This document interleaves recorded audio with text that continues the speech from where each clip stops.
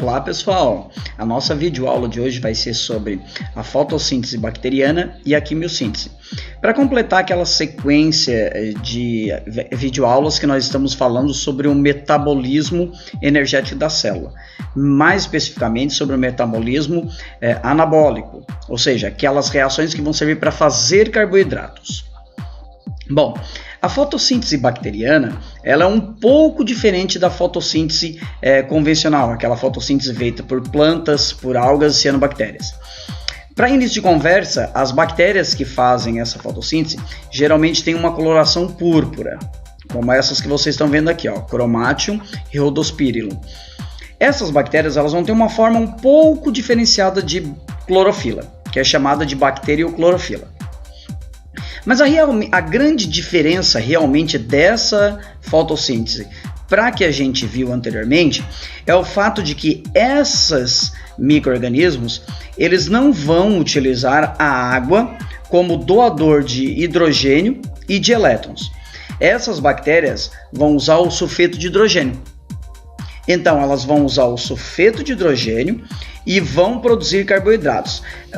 A sequência de etapas, a sequência de reações que vão acontecer são exatamente iguais àquelas que a gente viu na fase clara e na fase escura. A única diferença, né, é que não vai ter água e sim sulfeto de hidrogênio. Se você não assistiu essa videoaula, é só clicar no izinho que você vai ter acesso a ela. E qual é a segunda grande diferença dessa fotossíntese? É que no resultado final não vai ser produzido gás oxigênio, vai ser produzido enxofre. Então é por esse motivo também que essa forma de fotossíntese também é chamada de anoxigênica. Ou seja, é um tipo de fotossíntese que não produz gás oxigênio, certo? Depois nós vamos ter a quimiossíntese. A quimiossíntese vai ser toda a reação em que um micro-organismo não vai usar a luz, não vai usar a energia eletromagnética, a energia da luz, para poder produzir carboidratos. Então ele vai usar alguma outra forma de oxidação. Nesse tipo de reações, nós vamos ter então as bactérias que vão fazer a oxidação de enxofre, do gás sulfídrico também. Nesse caso, elas vão ser chamadas de sulfobactérias. Nós vamos ter as bactérias que vão fazer a oxidação do gás metano, e elas vão ser chamadas de metanobactérias.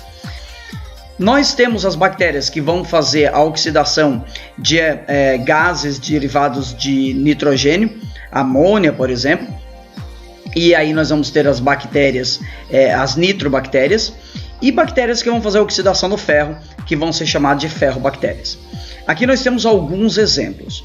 Então, as bactérias que vão usar o gás sulfídrico, elas vão reduzir o enxofre com o gás oxigênio e vão transformar isso em dióxido, aqui é tetróxido, né, de enxofre, para liberação de energia e também de elementos do hidrogênio, o H+. As metanobactérias vão usar o gás metano também para liberar o hidrogênio e produzir então gás carbônico. As nitrificantes vão usar o nitrogênio. Só que nós temos algumas diferenças. Nós temos as nitrossomas que podem usar então a amônia. E aí vão produzir dióxido de nitrogênio. E depois nós vamos ter as nitrobactérias que vão reduzir o dióxido de nitrogênio e transformar em trióxido de nitrogênio.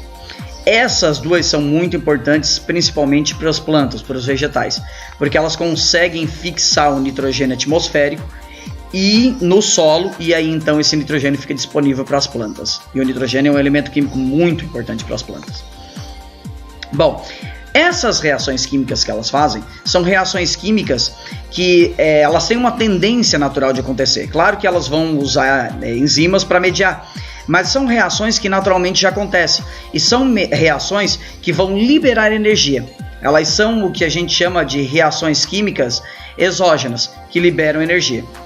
A energia liberada por elas então vai ser usada para combinar gás carbônico e gás oxigênio e água para fazer compostos orgânicos, né? Os carboidratos, como, por exemplo, a glicose, e gás oxigênio. Nós temos aqui, ó, mostrando de forma mais detalhada. Essa parte é uma parte mais sintética, mais simplificada. Então, aqui as reações químicas liberam energia e essa energia então vai ser usada para combinar gás carbônico e água. Aqui todas as reações. Então nós vamos ter o que aqui? As reações que é feita aqui vão produzir ATP e o NAD, que vai entrar naquele ciclo que a gente viu anteriormente e vai produzir então os carboidratos. Então, o resumo geral da quimiossíntese é o seguinte: algumas bactérias têm a capacidade de usar substâncias simples do meio, oxidá-las, que é uma reação química natural, mesmo se não fosse mediada por seres vivos, elas aconteceriam, e da energia liberada dessas reações químicas que a bactéria facilita, ela vai então fazer seus carboidratos. Ok? Tudo bem? Fechou? Tchau, tchau!